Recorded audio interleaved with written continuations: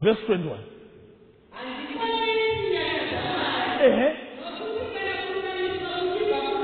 Kana kururamiswa kuchibva kumurayiro. Hapana zvinhu. Dzoka futi. Handisi kuti nyasha dzaMwari hadzina basa. But ndoda kukuudzai kuti kana vanhu vachinzi vatsvene nekuti vachengeta mutemo, Jesu haana nidhi yekufa. Chengetai mutemo mururami.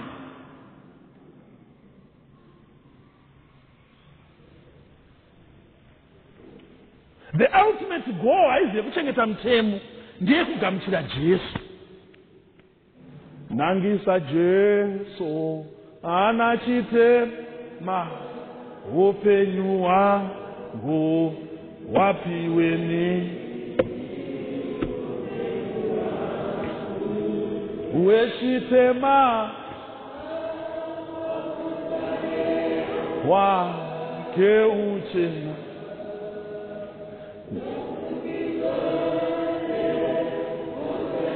Zvikanzi handikonesi nyasha ini, but ndiri kukutsanangurirai kuti dai vanhu vairuramiswa nekuchengeta sawadza, Jesu angadai asina kufa.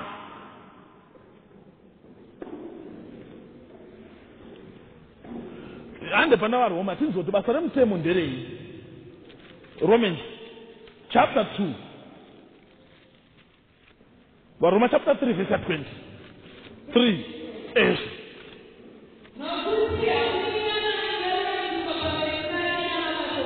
Hakuna nyama ingaruramiswa pamberi paMwari nemabasa emurayiro. Mirai ndichana. Munoziva here kuti kana muchizodzidza Bible sei paMount of Transfiguration pakaonekwa ndiani akauya? Moses. Nani? Halo? Pakauya ani? Moses. Nani? Elijah aimiririra vanhu vachaenda kudenga vasina kufa, nekuti Elijah haana kuona rufu. Moses aimirira vanhu vachaenda kudenga vadini? Vafa vakamutswa, nekuti Moses akamutswa. Tereresai. Chakaita kuti Moses naElijah vauye kuzokurudzira Jesu ndechekuti without the death of Jesus Christ, kururama paMoses naElijah, tiketi naMoses naElijah rekuenda kudenga rakanga rine pay forward. Pay forward yacho rwanga ruri rufu rwaJesu pamuchinjikwa. Dai Jesu asina kufa pamuchinjikwa, Elijah, Enoki naMoses vaiburuka.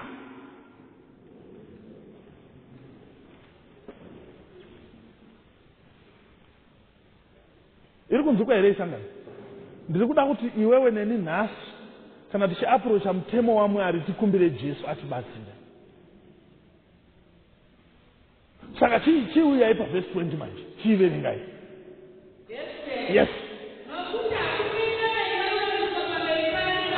Hakuna nyama icharuramiswa pamberi pake ichinzi yagona kuchengeta mutemo saka yarurama. Hakuna.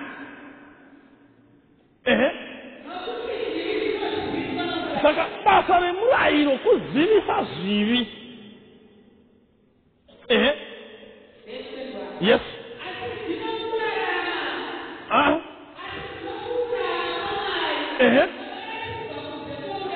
Kururama paMwari kunoratidzwa outside the law, kunze kwemurayiro. Asi kuchipupurirwa nemurayiro nevaprofita ndiko kururama kwaMwari kunouya, nekuti isusu mazvinzeri chechi hapana munonza zvinaone vhesi hanzi imimi muri kuda kupuwa, muri kutarisirwa kuti muve nekururama kwaMwari kunopupurirwa nemutemo. Zvikanzi kunouya kwamuri imimi nekutenda kuna Jesu Kristu. Vese vanotenda kuna Jesu Kristu, Jesu anouya mauri nekururama paMwari kunopupurirwa nemirayiro. When we preach that people should accept Christ, This is not a small message. Yakuti vanhu ngavagamuchire Jesu. Jesu iri kuti kune kururama kwaMwari. Ende kururama kwaMwari uku, Mwari haana kururama kuti anzi hatyori mutemo, but Mwari akarurama. Mitemo ikaiswa apa inomupupurira kuti akadini, akanaka. Saka kururama ikoko kwaMwari ndo kunofanira kuuya muupenyu hwedu, kuchiudzwa nekutenda kwedu, kutenda muna Jesu Kristu.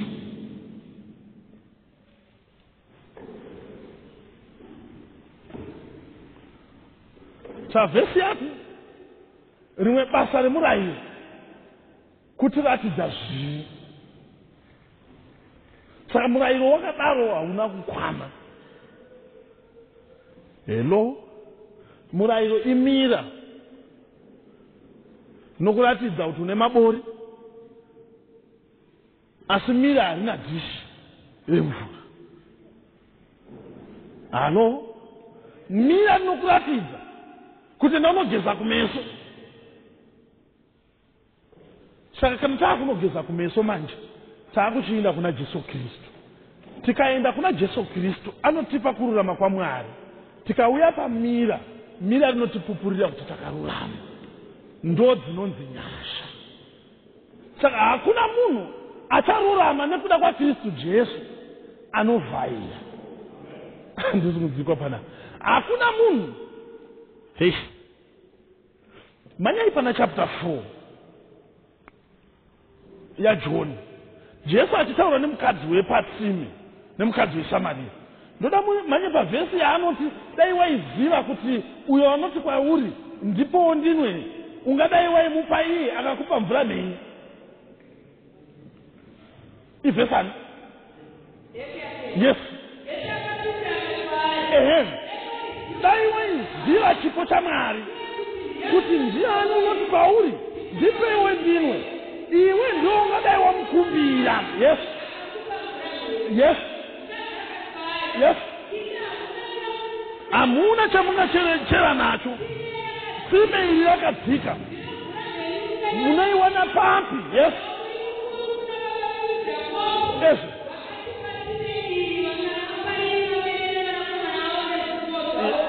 Yes.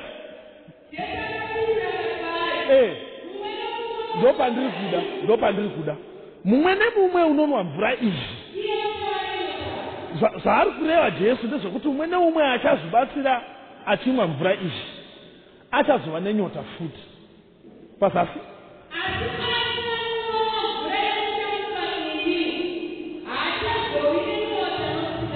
Nekuti?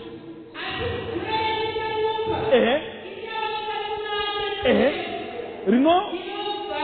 Richiinda? Good. Manzwa here kuti mvura iyi imwe chete. Halo? Muri pechechi? Jesu haana kuti nini ndine yangu mvura. Jesu ataura pamusoro pemvura imwe chete. Asi ari kuti mvura imwe chete ukatora iwe ukamwa uchava nenyota futi. Asi ndikatora ini ndikakupa hamusi kuzvinzwa. Jesu ari kutaura pamusoro pemutemo umwe chete iwoyo. Iwewe ukazvipira kuti ndoda kuuchengeta, gore rino ndinofanira kupera ndisina kumboba. Zvichibva musimba rako uchazobako. Asi achanzi naJesu, achakumbira Jesu kuti ndipeiwo mvura ndirege kuba, haazovi nenyota zvachose. Bhaibheri riri kuti achachengeta mutemo nesimba rake, acharamba achidonha pauri. Asi achakumbira Jesu kuti amupe simba rekuchengeta mutemo, haazovi nenyota. Ndiri kutaura mberi kwevanhu vane nyota, nekuti vakamwa vega mvura.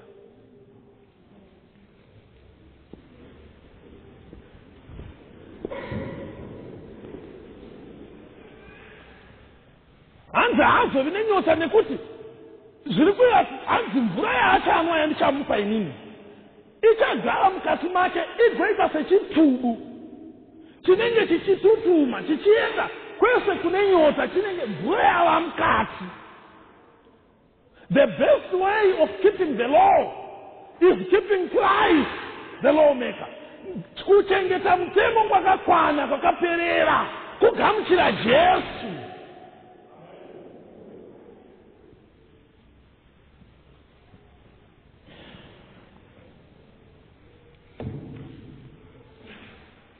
Chapter 3, Galatians, verse 24. Monondimirira pana Roma chapter 7. Galatians chapter 3, verse 24. Yes. Murairo wakanga ari muperekedzi wedu kutiendesa kuna Kristu. Hapana ruzivo hapa. Mazuzere anzi na Paulo kuna Galatia.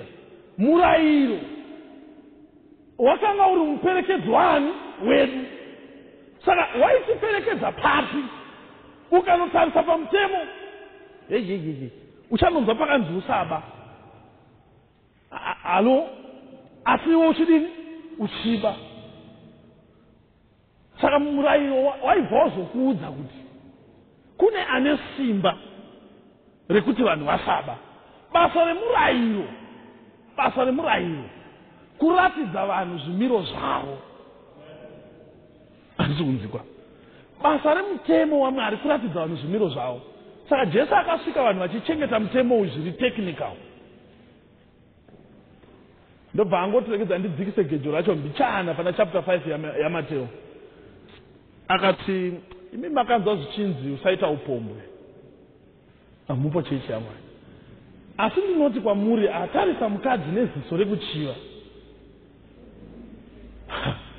Pana ari kundindwa. Ndozviri kunzi naVagalatia mutemo wakanga ari muperekedzi wani wedu. Nekuti mutemo waitidzidzisa nekuti ratidza kuti hatina simba.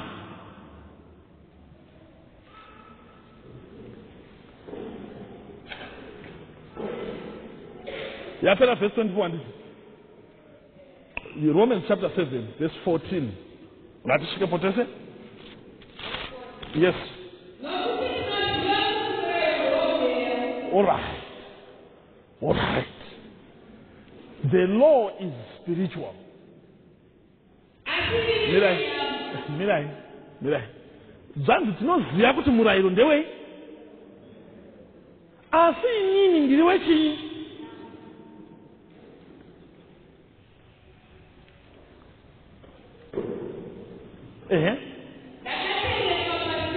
Ndakatengeswa pasi pezvivi. Zvandinoita ini handizvizivi.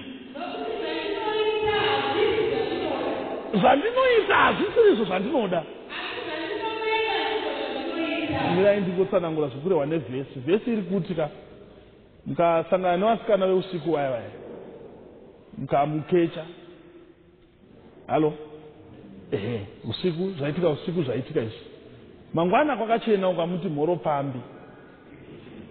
Anofanewa, anofira pauri. Zvandinoita handizvivi. Ndostawa nevhesi. Ndini ndiri kutozviita. Asi handidini. Ndinotaura newe. Verse 21.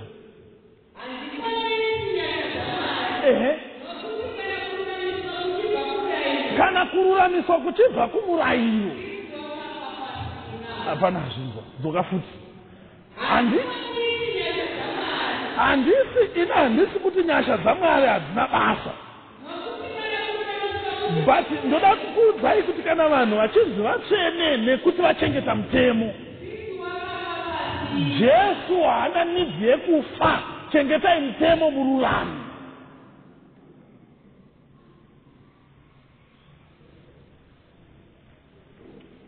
The ultimate goal haizi yekuchengeta mutemo, ndiye kugamuchira Jesu. Nangisa Jesu.